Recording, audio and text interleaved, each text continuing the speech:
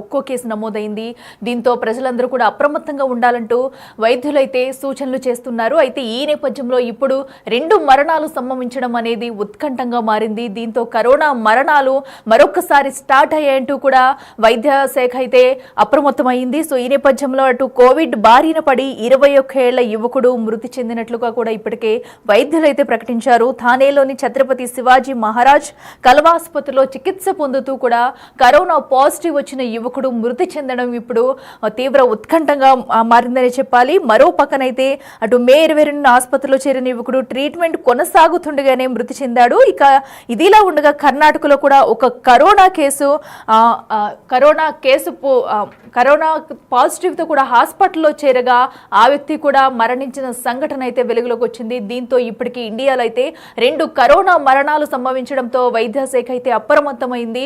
So ప్రజలందరూ జాగ్రత్తగా ఉండాలి, తగిన సూచనలు తీసుకోవాలంటూ కూడా ఇప్పటికే వైద్యాధికారులు అయితే హెచ్చరికలు జారీ చేస్తున్నారు. మరో పక్కన ఎక్కువగా ఉండే ప్రాంతాల్లో జననివాసం ఎక్కువగా ఉండే ప్రాంతాల్లో తిరిగినప్పుడు కానీ ప్రతి ఒక్కరూ తగు జాగ్రత్తలు తీసుకోవాలంటూ సూచిస్తున్నారు. మాస్క్, శానిటైజర్ కంపల్సరీ అంటూ కూడా ఇప్పటికే వైద్య శాఖ అయితే ఆదేశాలు జారీ చేసింది. ఇక తెలుగు రాష్ట్రాల్లో చూసుకున్నట్టయితే ఎక్కడికెక్కడ ఐసోలేషన్ వార్డులు కూడా ఇప్పటికీ ముందస్తుగా ఏర్పాటు చేస్తున్నారు. సో దీంతో ఏ అయితే 2 మరణాలు సంభవించాయో అటు థానేలోని ఇలాగే కర్ణాటకలో 2 మరణాలు సంభవించడంతో కూడా ఇప్పటికే మొత్తం అందరూ కూడా అలర్ట్ అయ్యారు. కరోనా మరొకసారి అటు భారతదేశాన్ని ఉలెక్కి పడేలా చేసిందనే చెప్పాలి. ఇప్పటికే మనం చూసాము ఒక్కొక్క ఇయర్ వస్తున్న వేరియేషన్లో ఎంతమంది కరోనా బారిన పడి మృతి చెందిన ఘటనలు అయితే మనం చూసాము. అయితే మరొక్కసారి కరోనా వేరియంట్ అందరినీ ఉలిక్కి పడేలా చేస్తుంది. ఇప్పటికే ఒక్కొక్క కేసు కూడా నమోదవుతూ వస్తుంది. ఇటు తెలుగు రాష్ట్రాల్లో కూడా ఒక్కొక్క కేసు నమోదైంది. సో దీంతో అందరూ అప్రమత్తంగా ఉండాలంటూ హాస్పిటల్లో కూడా ఇప్పటికే ముందస్తు చర్యలు తీసుకుంటున్నారు. ఐసోలేషన్ వార్డులు కానివ్వండి, ఆక్సిజన్ కావండి, అన్నింటినీ కూడా ముందస్తుగానే ఏర్పాటు చేసుకుంటున్నారు వైద్యులైతే. దీని పట్ల ప్రజలు కూడా ఎంతో అప్రమత్తంగా ఉండాలి, తగిన జాగ్రత్తలు తీసుకోవాలంటూ ముందు నుంచే సూచిస్తున్నారు. ఇక మరింత సమాచారం అందించేందుకు మా ప్రతినిధి శివ ఫోన్ లైన్ లో అందుబాటులో ఉన్నారు. శివ, చెప్పండి, కరోనా అటు చాప కింద నీరులా విస్తరిస్తూ ఇప్పటికీ 2 ప్రాణాలను అయితే బలి తీసుకుంది. మరి దీంతో ఇప్పుడు అక్కడ సిచ్యువేషన్ ఎలా ఉంది? ఇంకా ఎవరైనా కరోనా పేషెంట్లు ఉన్నారా? అసలు వైద్యులు ఏం చెప్తున్నారు? ఇటు ప్రపంచ దేశాలతో పాటు భారత్ లో కరోనా చాపగంద నీరులా విస్తరిస్తున్న పరిస్థితి ప్రజెంట్ కనిపిస్తోంది. మహారాష్ట్ర, ముంబైలో కరోనా కేసులు రోజులు పెరుగుతున్నాయి. కోవిడ్ బారిన పడి ఇప్పటి వరకు మహారాష్ట్రలో అని ఇతర ప్రాంతాల్లో కూడా కరోనా కేసులు ఎక్కువ అవుతున్నాయి.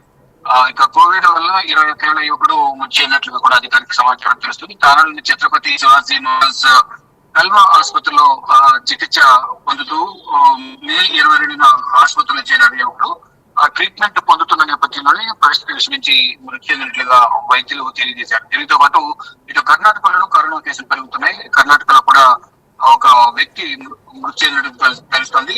బెంగళూరులో 84 ఏళ్ల వృద్ధుడు అస్వస్థకు గురయ్యారు. పరీక్షలు నిర్వహించిన కరోనా పాజిటివ్ అని నిర్ధారణ తెలుస్తుంది.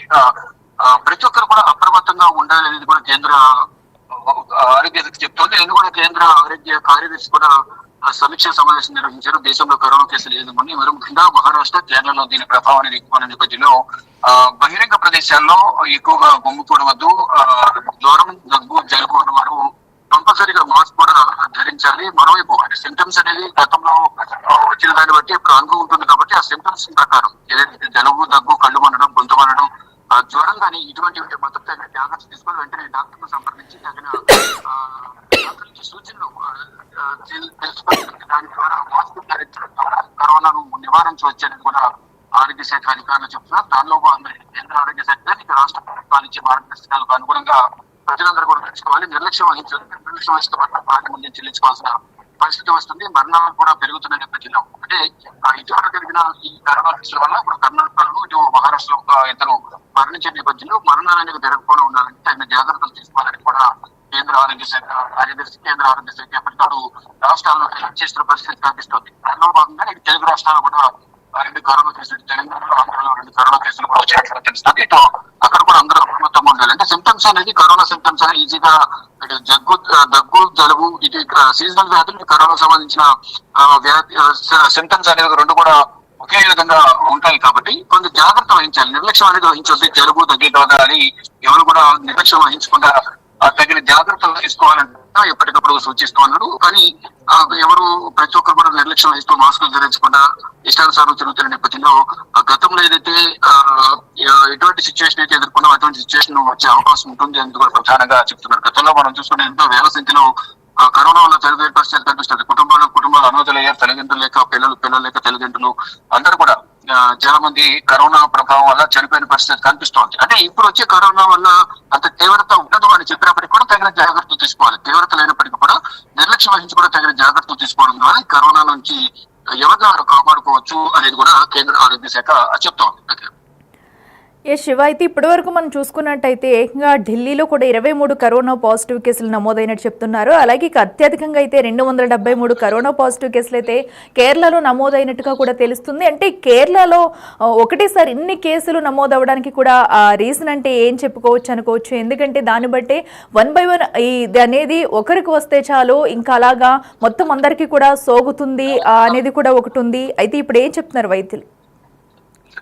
అదే ప్రధానంగా కేరళలోనే ఎక్కువగా కేసులు రావడానికి ప్రధాన కారణం అక్కడ ఒక మార్కెట్ ఉంటుంది. ఆ మార్కెట్ కు వెళ్ళడం వల్ల కూడా గతంలో కూడా ఎక్కువగా కేసులు అనేవి ఎక్కువగా వచ్చాయి. అంటే గతంలో ఏదైతే కరోనా వచ్చిందో 2020 సమయంలో కూడా ఎక్కువగా కరోనా నుంచి ఎక్కువగా కేసులు అయితే వచ్చాయి. ఎక్కువ అక్కడ రావడం, అక్కడ నుంచి ట్రావెలింగ్ హిస్టరీ అక్కడ నుంచి కూడా ఎక్కువ ఉండటం, అక్కడ నుంచి వచ్చిన దాని వల్లే ఈ కరోనా కేసులు దేశవ్యాప్తంగా కూడా ఎక్కువగా వచ్చాయనేది కూడా గతంలో చెప్పారు.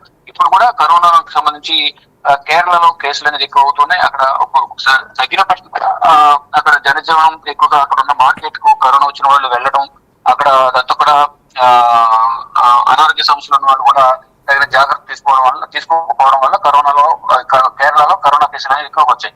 దాని ప్రభావం అనేది కూడా ఇతర రాష్ట్రాలపై కూడా ఎక్కువగా పడుతుంది. అంటే కేవలం కేరళ నుంచి వచ్చిన వారనే కాకుండా ఇతర దేశాల నుంచి, ఇతర ప్రాంతాల నుంచి ఎవరైతే ట్రావెలింగ్ హిస్టరీ కరోనా వచ్చిన వాళ్ళతో మాట్లాడడం, వాళ్ళతో ట్రావెల్ చేసిన వాళ్ళు కానీ వారితో కలిసి ఉండడం వల్ల ఇతర రాష్ట్రాల్లో కూడా ఈ కరోనా అనేది ఎక్కువగా